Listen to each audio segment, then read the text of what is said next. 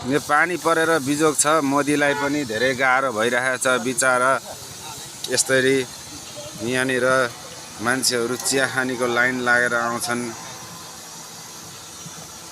जे होस् धेरै थोरै गर्दैछ।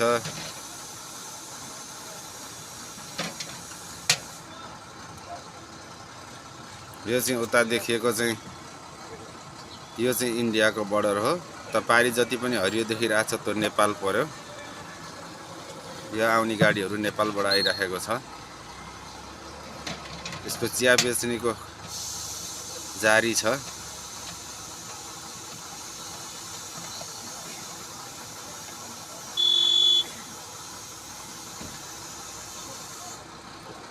चिया कस्तो छ भाइ? ठिक छ नि? दामी छ भन्दै हुनुहुन्छ।